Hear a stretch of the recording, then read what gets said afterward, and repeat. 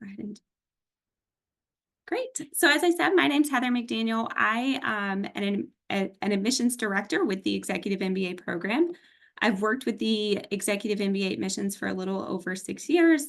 I host events, I conduct applicant interviews, and the best part of my job is I get to meet really interesting individuals, and I get to support them on their journey to pursuing their dreams and their passions. So I'm excited I've met many people on this journey and getting to see them really bring their passions to life, and excited to continue that journey. I'm joined tonight, like I said, by some really amazing women, some current students and an alumna of our Executive MBA programs in New York and DC. I'm excited for them to share their program experience. In the audience, we have people at various stages of their Executive MBA journey. Some are prospective candidates, others are admitted and enrolled students, so you will be seeing them joining you in the program in future years. Like I said, just housekeeping, the session is being recorded. Following the moderated panel, we'll open it up to answer some questions that were submitted ahead of the session. You can also use the Q&A feature to ask questions during the session, and we'll try to get to as many questions as possible, but to be respectful of everybody's time, we'll try to wrap up as closely to 7 as possible. And tonight we're going to focus on hearing from the current students and the alumni as they share their experience as students. So if you do have questions about your candidacy or the application process, I'd encourage you just to reach out to the admissions team directly. And now, without further ado, I'd like to welcome our panelists and start by having them introduce themselves. So if you would, please, we'll go around the horn and start by telling us your name, your class year, and what you do. And Shanice, we'll kick it off with you. Sure. Hi, everyone. I'm Shanice Stiff. I am in the DC 25 cohort, so I'll be graduating next year. And I currently am a learning culture and diversity manager at Remy Cointreau.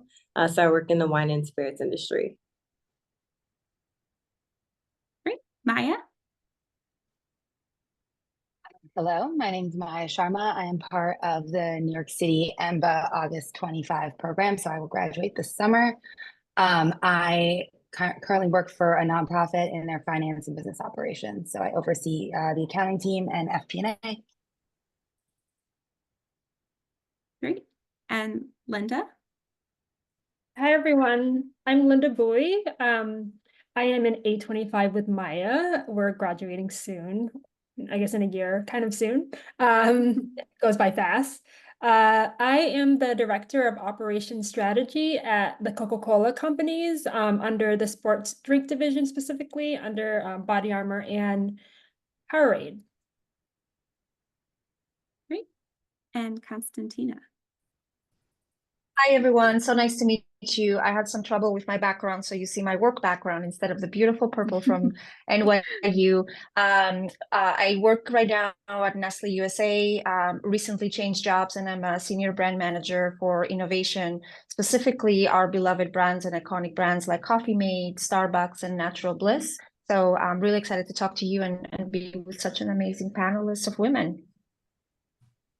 Great. And you have graduated from the program and joined us in our DC. I forgot the most important. Yes, no, DC 22. So I'm definitely the oldest in the cohort here. But exciting for the perspective that you can provide as a graduate of the program as well.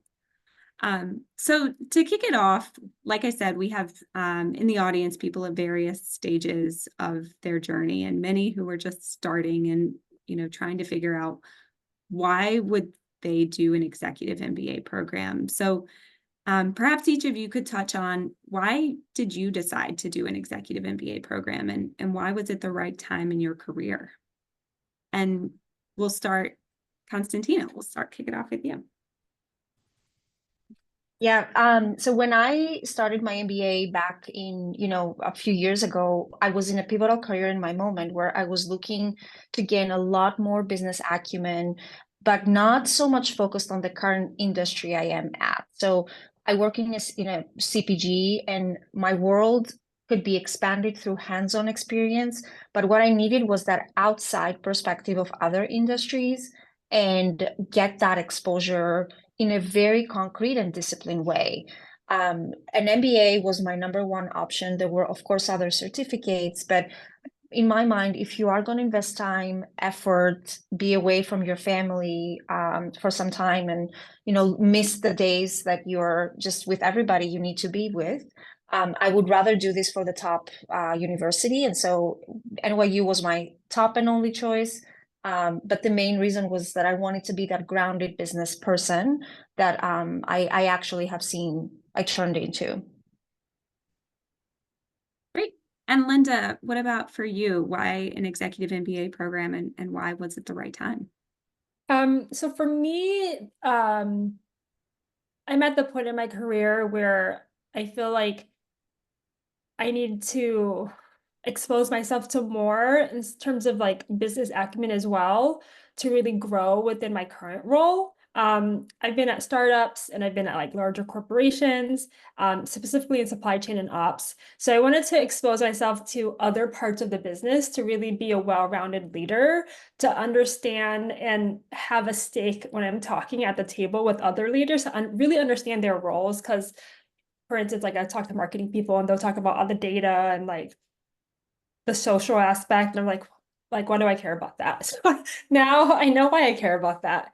NYU, I chose NYU because I was looking at a lot of different programs. And when I visited NYU and I went through the admissions process, I felt like I connected with it the most. I liked coming to campus. I like the energy of New York. I love the location. It's highly ranked. So those were the reasons I chose NYU. Yeah. And Maya? Same reason as both those wonderful women who spoke ahead. I also, just adding to that, as my career was going on, I found myself playing, more of a deciding role in some conversations that had, farther reaching impacts than I had in the past. And it was happening more frequently. And I realized that, similar, to Linda and Constantine, like I just really needed a broader perspective to be able to answer and speak more confidently to some of those problems that I was being faced that, were within my department, but like really had cascading impacts outside. And so, to Linda's point, would impact your marketing budget. And so how do I make sure that like I have the context I need to properly inform like the decisions I was asked to do? And then same with Linda, I visited NYU, the campus. I really enjoyed it. I sat in on a class and I really liked the energy of the class. And so I applied. I knew I wanted to be in person, and I live in New York City, so this sort of felt like a no-brainer. That's great. And Chinese? Yeah, so I had actually done a career pivot before coming to NYU. And so what I found was I came from the nonprofit world and now I was in corporate and wanted to just strengthen my business acumen. But one of the reasons why I chose an executive MBA versus a regular MBA is I felt like I'd just done a career pivot, so I didn't want to leave the workforce. And I also really enjoyed the idea of learning while working.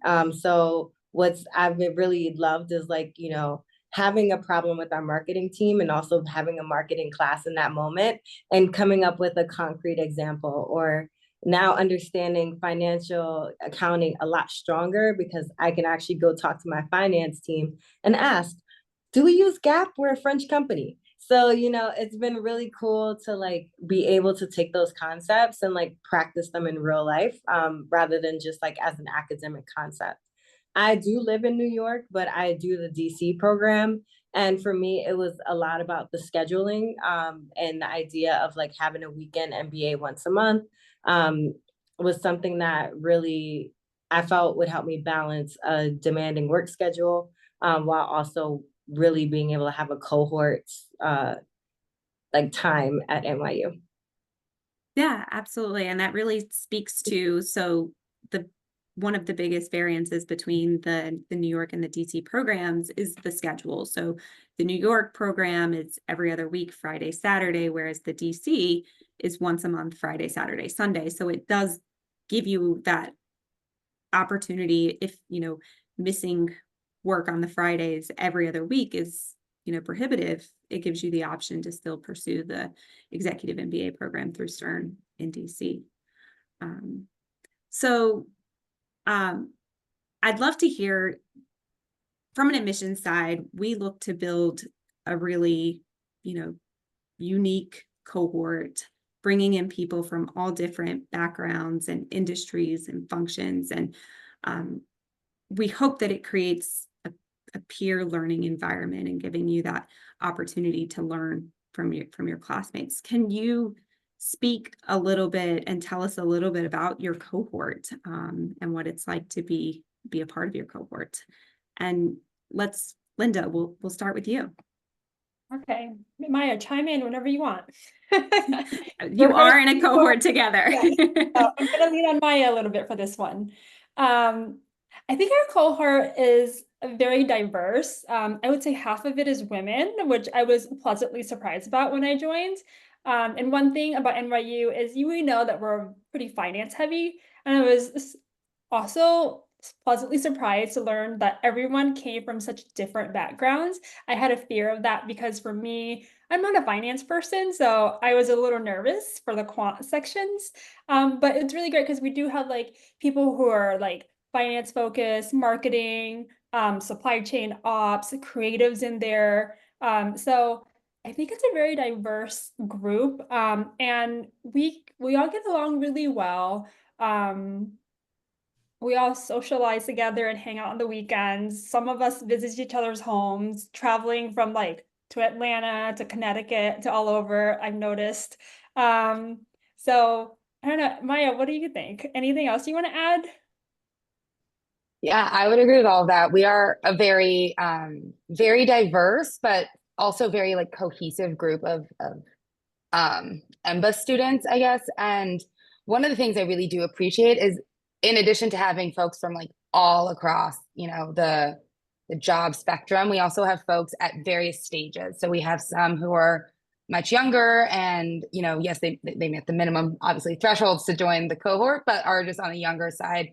And some folks who are been in their career for quite a while and are really seasoned and experienced. And being able to have conversations with folks in all those various positions is really very helpful. It's really awesome to be sitting in a marketing class. And I don't know why marketing's come up a lot, but here they are. And, having a conversation and being able to turn to Joe, who is a marketing like guru and has been in the field for a while, and hear his stories has been really, really awesome to just see it in practice. And then, yes, we do have a great group of women. As Linda said, we're about 50% women, which is really cool. And I think it's somehow we all decided that we're gonna be like very supportive. And so it's really easy to lean on folks. If, you're stressed about a specific class, you can reach out, and everyone is really helpful and everyone is very eager to help. So it's a good group. Yeah, I agree. Like even in our group, when we have our study groups that you're assigned to, sometimes one of us maybe have like a sick kid and another one will pick up the slack. So like we work really well together, which I appreciate because we're all working, and I'm a working mom. So for me, it's like even more. So I love the support of the group and the cohort overall. That's wonderful to hear. And Shanice, as you're still in a cohort, I'd love to hear about yours. Yeah, I would say we're pretty similar. I mean, it's also great because we have sometimes where we've overlapped with the New York cohort, whether orientation or once a year we go to New York. So it was also great to meet them. And then, I think in a couple of weeks, we'll see you again. But our cohort, I would say gender-wise, we do also, we're pretty balanced. I don't know the exact percentages, but I would say I was actually kind of shocked of how many women we have. And it's been great. I would say in DC, I've noticed more of a government presence. So we have more like military and more government workers, but at the same time, like, you still get a lot of different people in different industries and corporate. We have a doctor, we have a judge. We have a bunch of different people giving a CEO of their own company, bankers. And so it's been really cool to be in classes and like learn about each other. I specifically think about where we took a sustainability course and we were put in different groups outside of our study groups. And I learned that one of my classmates was like really focused on sustainability in the law industry. And so like, I think there's also a lot of different ways that, our classes uplift our different specializations and give us a chance to go deeper and get to know each other. And then I would say also like our global study trip was another way that we get to bond. And I would say about half the class commutes in. So there's also a lot of people who live in the DC area, but there's people who, as far as Nashville, fly in to join our cohort. So it's a pretty diverse regionally, but also like in our interests. That's wonderful to hear. And Constantina, perhaps a perspective as an alumni of one, tell us about your cohort, and then, how do you stay engaged with them kind of post the program? Our cohort had to deal with, unfortunately, can you hear me? Yes. Hi. Unfortunately, during our cohort, we had to deal with COVID in the beginning. And I think everybody was trying to lean into trying to get over this new situation for everyone. I would say that COVID made us come closer from all aspects. We missed our global study tour. We did it towards the very end, which was great because we still got to get to know more of our team members. Regardless, I would say that being in this cohort, DC22, has been maybe the best gift I ever had. Everybody was extremely supportive. I'm happy to hear from, the rest of the panelists here that we get more women. I wouldn't say over 50% in our cohort. Maybe it was still something building, but I love to see the progress we're doing to recruit and get more women in every stage of their life. Mothers or others, were a little younger and they were building their family later on, but everyone was in the same mindset of we're here to learn and learn from each other. I will say that I learned more from my cohort than from my professors, and I had the best professors ever. I cannot, stop naming them. Nate Petit and Sonia and everybody else were amazing. However, it's the day-to-day grinding and sitting down with your peers and learn from their business. Everybody brings their own perspective and uniqueness into our study groups and our assignments. I think I learned more from them and from this whole experience than I would ever imagine. We did have a lot of different diverse backgrounds, from CPG, as I was there, to government, as you mentioned, Sanaisi before. So definitely a big group of people we had across the board, and we're still in contact. So a little less than how we were immediately after graduation, but I still have in speed dial people I will call to ask them something or to see how they're doing, get pictures. And we see babies are coming up now in Instagram. So it's an amazing evolution, and I would urge everybody to try to keep contact even after the class is over. Yeah, that's wonderful to hear. It really is such a strong bond that you build being with people on such an intensive basis. As you mentioned, there's the residency periods, there's, the going through some rigorous coursework, going to the global immersion experience. So definitely a lot of opportunity. So I'd love to learn a little bit about, we talked a lot about the relationships that you built with your cohort, and I'd love to hear kind of how the Executive MBA program helps foster those relationships, and what other types of relationships have you been able to develop at NYU Stern. Maya, we'll start with you. Yeah, I think so. I think just building off Constantina's comment, one of the great things about the program is, of course, the professors, and one of the really unique opportunities we have as an executive cohort is to really get to know the professors. We are, in class all day long for many consecutive hours, and so you really do build that relationship. And for some, our cohort has gotten really close.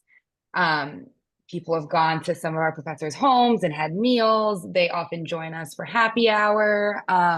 It's a different kind of relationship because we're all sort of in a different point in our life than, say, if we had come straight through and done, an MBA earlier, right after undergrad. And so I think professors also seem to enjoy our company a lot. Brian says we are his favorite cohort. I don't know if he tells every cohort that, but I'm pretty sure we still retain that. But there's that opportunity to really build that relationship with the professors, but also the program. You're obviously in study groups, and that's really great. It seems like, I don't actually know the official process for study group creation, but it seems like they do a really good job of getting a cross section of folks. So it wasn't like all of the people who do finance found themselves in one study group and everyone who didn't was in another. It was really a good blend of finance, marketing, and all sorts of folks. And so that's a really good opportunity to just sort of even learn your own strengths. And then I think Shinice sort of mentioned it, like one of the really cool things we can do and kind of just helps us come closer is we bring our real problems to the classroom. So if you're having a problem or anticipating a difficult conversation, like that's a conversation we can have in class, solicit feedback from our peers, and really get a sense of what is the best practice in the field from like leaders in the field and other seasoned experts. So all of that has been really helpful. That's great. And I think you touched on a lot of, the relationships and how the program helps foster those.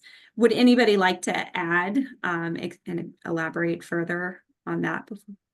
For me, the relationship I built with Debbie in the Career Center has been helpful. That's great. In terms of guiding my shift in industry. Previously, I worked in the cosmetics industry. I worked at like Estee Lauder brands and like Glossier, so like that world. And I really was interested in shifting over to food and bev. And I was at a startup too, and I think the culture was like kind of crazy for me. And like just talking to her really helped me realize that like also Allison Taylor's class really helped too. Professional responsibility. I think I had like an epiphany moment speaking with Allison, speaking with the Career Center, Debbie, to realize like that wasn't the right fit in terms of the last job I was at. So that's when I decided to like, okay, it's okay to exit this industry, even though I've been here for 12 years, and try something different. And I think that really helped me guide me through this career. It's not necessarily a career change, but like a pivot in terms of industry. Yeah, absolutely. That was really helpful to have those resources. That's great to hear. Yeah, and I would build on some of the informal ways that the university has really helped. So like there's an annual cruise that like all the different years are invited to. So those helped me meet and build relationships with like Stern alum in DC and in New York. And DC folks get invited to both. So some of my classmates also came up to New York. Also, we have happy hours, a lot of events talking with each other. And one thing I've also enjoyed is Stern Roulette. So it's basically once a month you can opt in and you get paired with another. It could be a current student or it could be alum. And the goal is to have like a 30-minute coffee chat. And it could be virtually. And that's been great to just like hear different people's stories and how they've gotten into the industry, gotten into this master's. But also like if they changed industries, if they stayed in their industry. So if you're also a person trying to figure out if you want to advance or if you want to pivot, I would say like it's great because you hear so many different ways that people are approaching this master's. So it's not just one way that you have to be if you're applying for the EMBA. And to build on all these, one other way that I absolutely loved in DC22, I don't know if this is still applicable. We used to have a lot of speaker series where NYU was bringing outside in perspective, and it gives you builds this relationship with the outside in. Capstone was really interesting for me, knowing that we had a lot of entrepreneurs and venture capitalists coming to see our capstone presentations. It took long to build the capstone. So if you're in the process of this, good luck, you can do it. But I think fostering those outside relationships and making sure NYU leverages that expertise to bring it in for all the students, I think was unique. Yeah. And then, so they no longer do have the capstone, just because could be very challenging, and especially doing it over the long span of the whole semester. But we have been continuing with some of the thought leader series in DC, and recently Susie Welch was in DC for as a speaker. So they've been doing that and continuing that as well. So many in the audience, as they look to consider an executive MBA, maybe thinking, I'm juggling a million things, kids at home, partners, social life, work. There's a million things competing for our time. So, what was your biggest concern, and how have you approached, being able to juggle the work, life, and school as you considered pursuing an EMBA program? Constantina, you mind if we kick it off with you? Absolutely. I will say that I never felt ready to do any major step in my life. And I don't know if anybody resonates, but you're never ready to take that big of leap of faith in your new job. I came from a very technical background in R&D, and then now I'm doing brand management for our top brands. I would never imagine this would happen. However, if you're not ready to do that unless you take the risk, and in my mind, change has never been slower than what it is at this moment. So this is something I'm living by. If we don't adapt to this change, we're not going to be able to catch up on so many industry changes and everything that is going on around us, the dynamic. And looking at all this change, I thought that it would never be a good time back in 2020 when the world was coming to, to some issues, to jump in and continue to learn. I would say that without the support of my husband, of my work at the time, because I was doing full-time job, plus, the MBA was a lot of work. I had my 7-year-old boy at the time, and we got a puppy. So on top of that, I decided it's a good time to get a puppy in there. I will say it was very challenging, but with the support of my husband, of our professors, my cohort, and my friends, it's very feasible, and you're never going to be ready. So just try, see how it goes. And at the end of the day, there's a tunnel, you get out of the tunnel, and you always get with more experiences and learnings. So for those who are still thinking about it, just know there's never a good time. And others want to elaborate on kind of some of the challenges and thoughts you had coming into what you thought was going to be the biggest challenge coming into the EMBA program? What were the concerns before joining the EMBA program? It was all of it. Having a job, having a kid, having 2 dogs, managing that family, and also managing this work, and also having a life. Honestly, it's a lot. It still is a lot. Like, I switched jobs in between during this program as well. So it's been a lot, but I think that you have to have that serious conversation, whether it's with your team or with your family, to get that support, because you're going to need it. Like, I told my husband, like, this is what it is. Are you down? Because if you are, then I'm doing this. If not, then you have to tell me. And luckily, he's super supportive. I have a lot of babysitters, a lot of nannies. So it's hard, and there's going to be a lot of homework, a lot of reading, a lot of prep. For me, like, I was concerned about the quant stuff because that's not my strong suit. So you do have to dedicate those hours afterwards, after work, to really nail it. But I think it's worth it for me, because I've been able to make that pivot to a different industry. And I think that it's going to be valuable to me in the end. Yeah, I would build on that. I'm coming from finance spirits. We're a pretty social industry. So I think for me, I was like trying to think of how do I balance the work commitments that I have while also handling, being in an EMBA program. I think what advice I would give, and even talking with some of my classmates who have families, and I think where I am in my career, use the time that you're applying to also like build that credibility. Because I built a lot of time and social capital in my work, when I'm taking a Friday off, it's not as drastic than if I had, just started and hadn't built some strong relationships with my team. I also think about like some of my classmates who have spouses or have kids, like, one of the things was they talked, and as Linda talked about, like have that conversation to say like, this is 2 years, this is our goal, and like, also I want to be dialed in. And I think like some of our classmates have really done that, where, that Friday through Sunday, they're dialed in, they're having, they're present in class, or, they're attending one event the weekend, maybe, they can't go to Friday and Saturday, but they're going to stop by and, say hi to everyone. So I think it is determining like, what do you value? And what do you want out of this experience? And how do you start building now to set you up for later? I'll just add like one thing, and it's that, and all these women are being incredibly humble.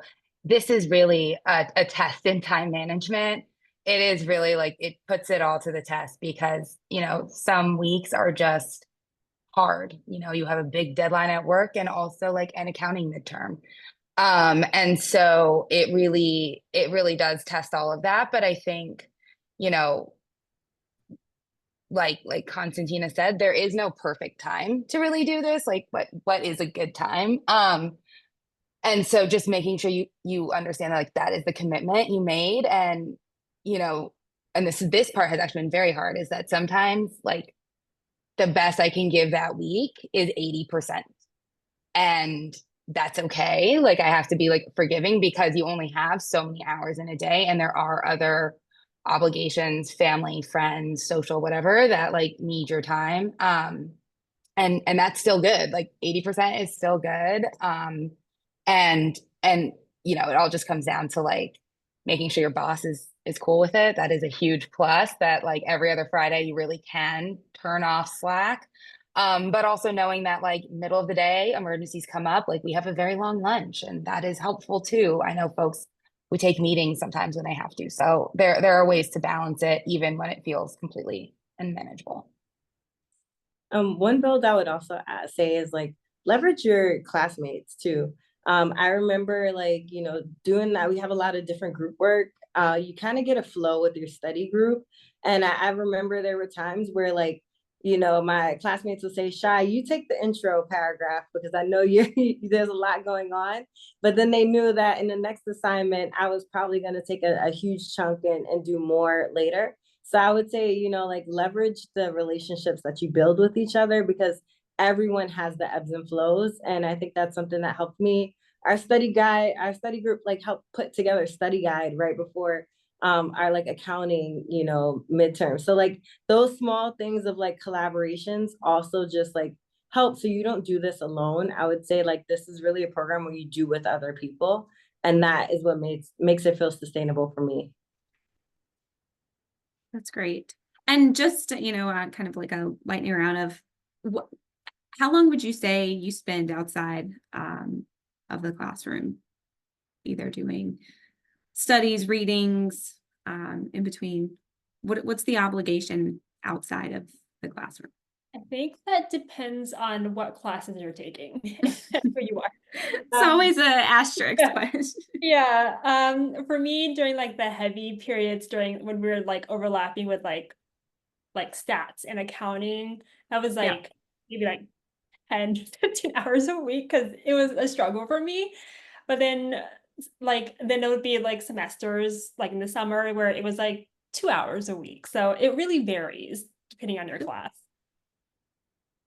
Yeah, and that I would say that's kind of on the trend of what we hear, anywhere from like 8 to 15 hours per week outside of the classroom, with readings, group assignments, anything like that. So, and to your point, it really does depend on the course you're in and your area of expertise. You may breeze. I don't think you ever breeze through any of them from the sound of it, but some require a little bit more focus. So how did you prepare? And these are questions that have been submitted in advance. So coming from the survey, and thanks for those that did submit them. How did you prepare for being back in the classroom? It's been a number of years since many people have been in a classroom setting, and people are very different stages of life. So how did you prepare? Maya, you want to kick it off? Yeah, it was hard. That like those initial first few class days were very, very hard. You're sitting in class there, at least for like the NYU EMBA, you have, 3 hours in the morning, there's a break, but it's 3 hours of class, and then 3 hours of class, and again, there's a break. But that's a lot of focusing, just like full on concentrating, figuring it out, trying to follow along and participate. That, Frank, I'll say it, I know this is recorded, but like I don't ever really have like 90 minutes of like just work time that's not interrupted by something. And so that was like a big shock for me. I don't know that I really did too much to prepare. I know we had a few like pre-things we need to do. We need to do a quant like pre-test or something, and a couple of readings. And that's really what I did, though it was the readings that we did that did remind me that I need to probably dedicate more time towards some of those readings than maybe some other folks do, just because they're very dry. And so I'm a slow reader. But it was kind of hard to like really say what I needed to do because it had been a while. I think a lot of coffee. I think that's how you prepare. It was hard to prepare because when you're jumping in, I haven't been in school in like 15 years. So for me, it was just staying awake and focusing. So that's how I preparing coffee in the morning, having my routine, coming in. The breaks really help because they provide coffee on campus. So really take advantage of all that coffee. Yeah, I would say prepare in terms of like moving things around your life to be present, but actually sitting in class, I would say our orientation week was like boot camp in the sense that it was like 5 days back to back where you're like, everyone is, giddy at the beginning, but then halfway through you start to see the dip, and we're helping each other like, go through it. It's interesting content. So I've never felt like I've been in a class where like the professor was not giving some great knowledge. And I've seen moments where people just stand up, or go take a quick moment to stretch. And a lot of the courses are recorded. So also like if something is moving really fast for you, definitely you can reach out to the professors. I've had many of our professors have office hours. And so even though we meet once a month, sometimes you might have TAs that offer optional office hours, and those can be recorded. And so I think there's a lot of opportunities that if it feels accelerated, you can still get the content. You can still get the flow of what you need, and leveraging your classmates is another way. Yeah, I agree with Shanice. The TAs and the professors are so willing to help. Right after this, I'm going to a corporate finance TA session. So like they're so willing to help and put so many sessions up to like walk you through everything. It's just you asking for it, or you willing to take that time to go get that additional help when you need it. It's great. And so that kind of helps lend me to my next question. There are going to be courses that are not your area of expertise. We hear on our side, many coming in with the concerns, I've never taken a finance course. I've never taken an econ course. So how do you manage in those courses? What type of support is there? It sounds, you've touched on some, but how did you get through those courses that are not your area of expertise? And Linda, you've spoken to this a bit tonight, so we can kick it off with. Yeah. Yeah. Yeah. For me, taking the time to really sit down and work through the problem sets really helped me when I was going through like the accounting or finance or stats classes. I thought I was good at math until I took accounting and I was like, this isn't math. But it's just taking the time to really like work out the problems and do it yourself. And that's the only way that you really get it. Because like sometimes the professor talks through it and walks through it, and then you think you get it, and then you go home and you do it yourself, and then it's just taking the time to really like study it and figure it out and work it through yourself for me to solve those problems. And then also leading on other team members, like, or like when it's a group project and we're working on a thing that's like marketing focused, like I think someone else here said, like, everyone comes from such different backgrounds, leaning on some of those team members to help you when it's like a group project. But yeah, anyone want to add anything? Definitely. I was always trying to focus on the now what. So exactly as Linda mentioned, there's so much information coming to you, especially if it's outside of your comfort zone. But what I was trying to do, even during class, I was catching myself saying, okay, this information is interesting. How am I going to apply it? Or what does that mean for my day job?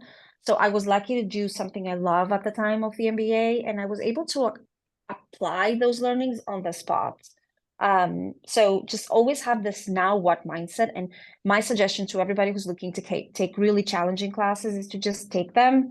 It's gonna suck. It's not gonna be great, but you have to feel that you're failing in a very comfortable environment, because you get to test your limits on that safe space. And once you go to the real world outside of NYU, you have those learnings to really understand how not to fail. So I was trying to get as much as I can on topics I wasn't able to grasp and understand, like accounting, or business, corporate finance, which was something I struggled with. But now it helped me shape a better understanding of our business today. Yeah, I would build that, especially the DC program, because you're in 3 days of class back to back. Sometimes you're getting accelerated information. And it's just giving yourself forgiveness to say, like, okay, I've gotten this information. Maybe I haven't digested it. I'm going to read the chapters in the textbook to help me along. Or I think about like Bartov's class of accounting. It was like doing the practice problems. Or I remember taking stats with Tenenbaum, raising my hand in class and saying, I don't understand. And, you know, he literally walked over to me and looked at my math and fixed where I was wrong. And other classmates said the same thing. Oh, I was lost too. So I think too, sometimes admit if things are moving a little fast. I found the professors will stop and like actually spend time, especially if there's multiple people. Usually if you're confused, there's someone else who might be in the same moment, or like maybe some of the concepts are new to you because you didn't major in that.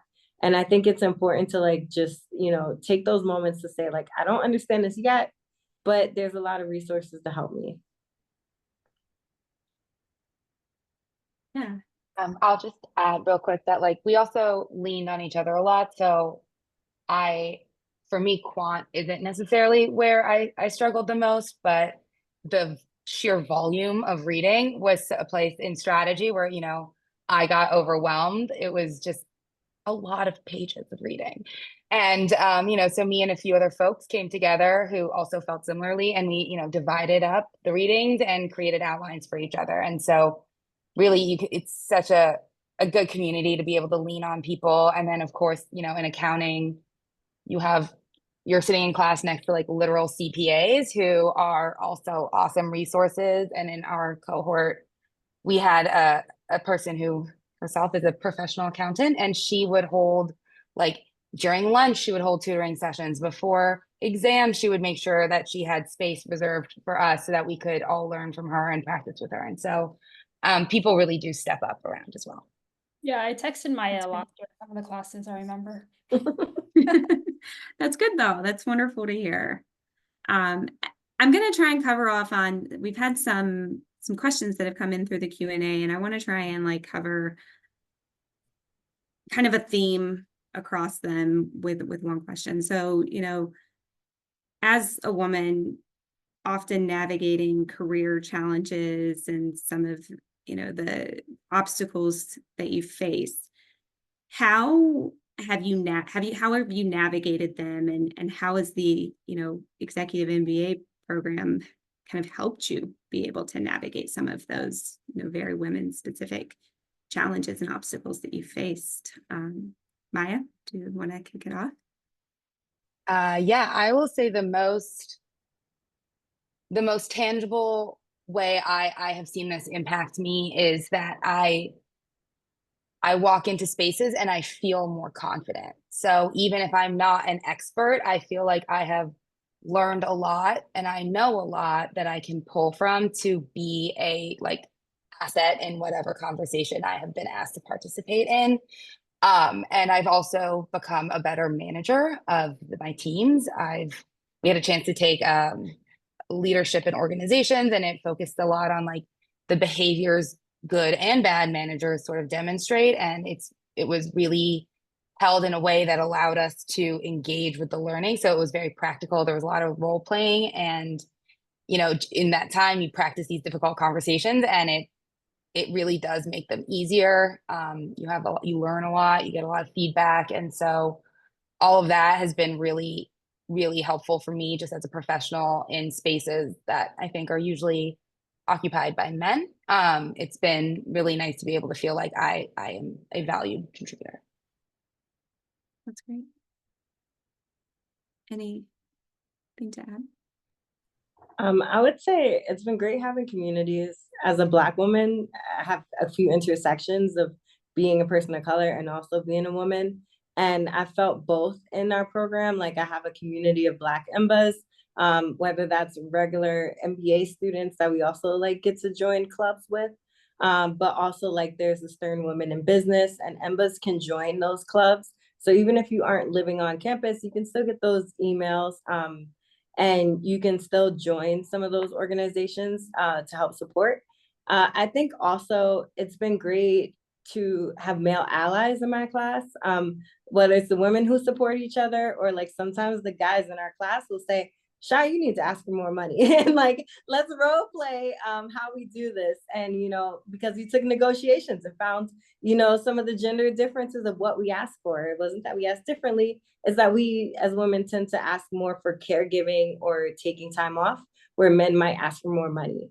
And so like little dynamics like that, it's been great to like learn about it in the academic space, but also to like have classmates of different walks of life be able to help me through it.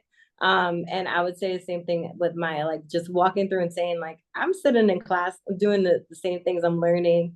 And it's great to have that confidence to walk to the next step. I think for me, being exposed to so many different classes that maybe I didn't focus on in my like undergrad and even my career, it really opened up the possibilities of like, oh wait, I actually am kind of good at this, so maybe I can take this path. And it kind of gave me that confidence going in. Like now my role is operations strategy, and before I took this role, I was like, I didn't know what that was. But now I understand, and now I feel like I'm thriving in it. And then another thing that I really loved about the cohort in terms of like the women experience was the other working moms in the cohort. I feel like they really hype me up and they really encourage me. And for me, just that community that I have with this group of moms, it's just nice to have. It's nice to have a community that knows what you're going through, that can relate, that's going through the same struggles, and they're working career moms and they're growing in their world as well. So for me, it's like I just love having that community. And I feel like we're going to be friends forever because we love each other. I think Linda said it the best. The support you get from so many people who are exactly in your shoes is unmatched. The confidence you get when you're able to understand that like I am able to do anything that comes in my way. This is the number one learning I had. Whatever comes my way, I don't know the answer now, but guess what? I figured it out when I was in NYU and I had no clue about the class 3 months ago. Anything that comes my way at my work today, I know I can crack it down as long as I understand what the clarity, what the goal is. It gives you a very different, almost like way to see yourself. And if you do that, you're able to push yourself even further. So I know it sounds very conceptualized, but it did help me understand more what I want to do next, where my strengths are and where my weaknesses are. And that network of women definitely was number one. That's great. And we don't always get this information on the admissions side, but would you say there's a large contingency of your cohort that are parents? I know many people are managing in the workplace, but they're also managing households. A Feel that lot. that's There were people that just had babies and then joined, and I was like shocked. I was like, it's incredible. wow, you're a superwoman. We had someone who had a baby while in her, so we have a baby in our cohort, and have been able to balance it. And I think too, the ways that we've held each other has helped support. That's wonderful to hear. Yeah, it really does take a village. So it's great that you are all so supportive and work together. So Constantina, a question for you, bringing in the perspective of an alumna a few years out of the program, how would you say it's impacted you professionally? I did say it, and I apologize. There must be a fire alarm in our building, but it's all good. There's no fire. So if you hear the background, is me wondering if I should get out, but nobody's moving. So we're all If you good. do need to, it's understandable. We're all good. The major impact that I've seen, as I mentioned before, it's the confidence on knowing that I can manage anything in front of me, anything that can come my way. I would think that before the MBA, I realized I didn't have that full business understanding, and now I know enough to be dangerous and ask the right questions in every aspect. So having that end-to-end mindset, I think, is really important for. It was really important for me that I gained afterwards, and multitasking, so many different things, with my professional life, with my personal life, and school on top of that expands your capabilities. You might think you don't have any more time, but guess what? Like your time expands and you're able to do everything. Some days better, some not. But it did drive me to and help me understand that I want to be in brand management. I was in R&D before, in innovation. I did sales, but brand management and shifting and building brands was something that Professor Carr, who is an amazing professor in marketing at NYU, inspired me. I tipped my toes on it while we were in NYU, and now suddenly I'm doing that full time. Opens up so many opportunities. There's just so many things somebody can do that just have to see what exactly is that, and you might be surprised. That's great. Very helpful. And if one of you, did any of you consider the part-time MBA as well? And could one of you speak to, why you may have chosen executive MBA over the part-time MBA? I did. For me, it was more of the time frame. So I wanted to finish within 2 years. Yeah. And I also wanted to have that cohort. I think there's still elements of the part-time that you still have the cohort based on which day. But for me, it was more of the time frame. So that was my deciding factor. Yeah, and I would say the biggest for those that are asking about part-time versus executive. So the executive MBA program, it is a part-time MBA. But it's structured. It's Friday, Saturday, you're with the same cohort, versus being able to choose the classes on a more flexible schedule and having up to 6 years. So many people looking to pursue the executive MBA program, they're more experienced in their careers and are looking for that very tight cohort model. Just one question. I'll have 2 more questions and then we'll get wrapped up here. How did you approach, if one of you could speak to, you're missing time from work. So how did you approach this with your employer and make the justification that it was going to be beneficial for you to do the program? Would one of you like to kick it off first? Linda, thank you. Start.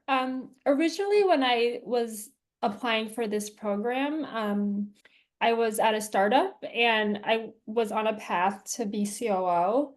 So I kind of use that as a reason for why I should do this program. And they were very encouraging of it. Actually, my CEO and the COO wrote the recommendation letter for me for this. So I was very grateful that they did that. But then I had an instance where I changed careers or change companies during the program and having to sell that to my new employer. So that was also something else that I had to go through. But I was really honest about it, and I told them why I was doing this. And I think that he liked that I was ambitious. And also, like, I think he also had an MBA, so it's kind of like this club where he like was very encouraging of it.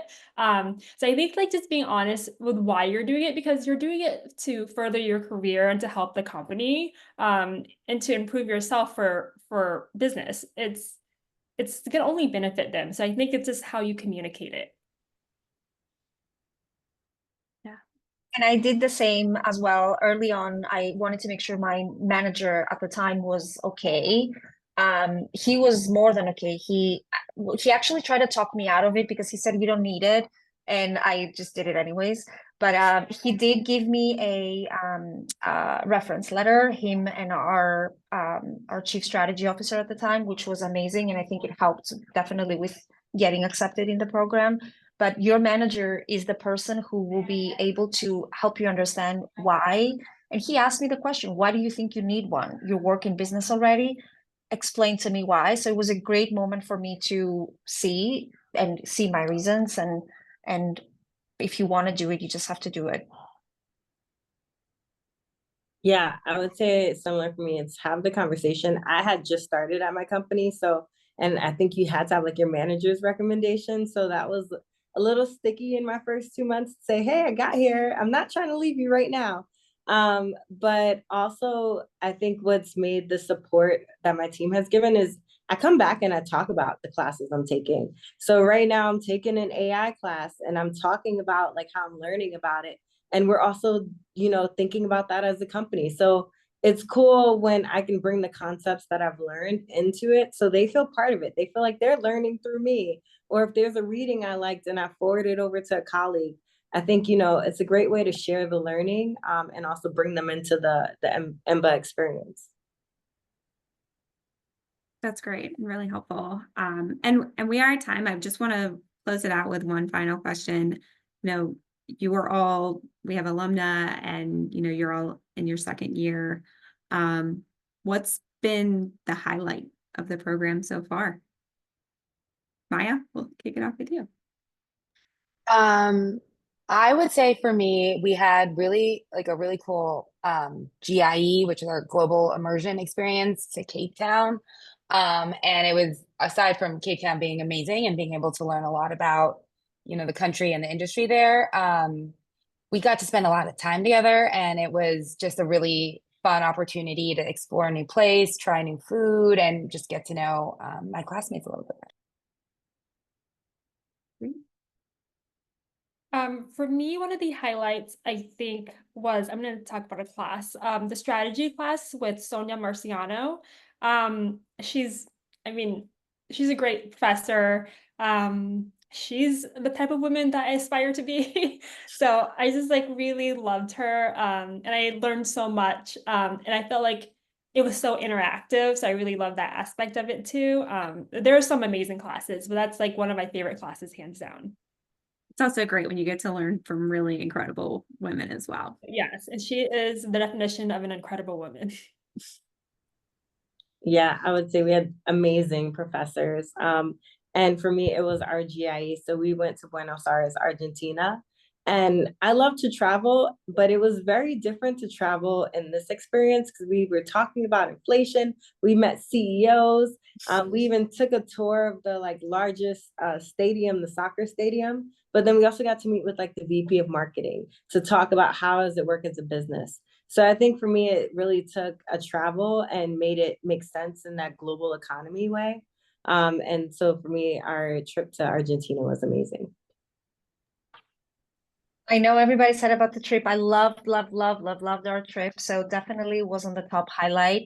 For me, the highlight is the fact that I forged relationships with people that I know will stay in my life in one way or another, some more, some less. Even after the class is over, and 2 years later, we're still in some contact. It's these people that I would love to keep being in contact with and just see what they're doing. And you never know how collaborations happen. It's with those classmates that realize one day they want to do a business together. So that is what I think the biggest highlight is. It's the people and the actual cohorts themselves. Yeah, that's wonderful. And you're part of a community for a lifetime. So I think you really, really speak to that. And you have the opportunity to do a continuing education. So learning doesn't have to stop just at graduation either. So thank you, panelists. You have all been fantastic. Some, like I said, really incredible women doing amazing things. And you shared such a great perspective with all of those that joined. We have had amazing questions come in. Some questions have been specific about the program structure, variations between programs, financing, things like that. So for those individuals, I certainly encourage you reach out to us, to my team, to the admissions team. And we also hold monthly information sessions about each program in New York, the program in DC. So feel free to join us at future events to learn more about the kind of the nuts and bolts of the program.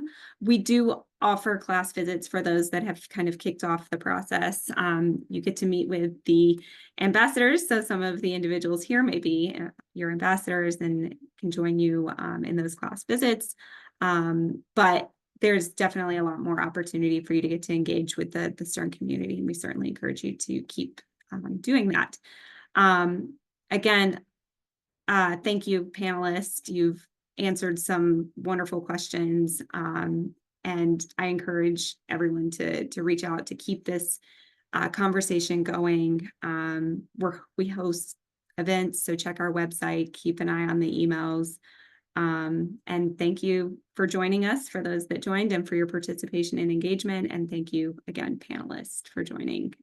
Your perspective has been invaluable for everyone. And it's great for everyone to get to that perspective as a woman, and as they navigate the challenges, understanding how it's benefited you and how you've benefited from the program. Thank you so much. Yes, Thank you. Thank you. Thank you for Great. having us. Absolutely. Take care. Have a great night.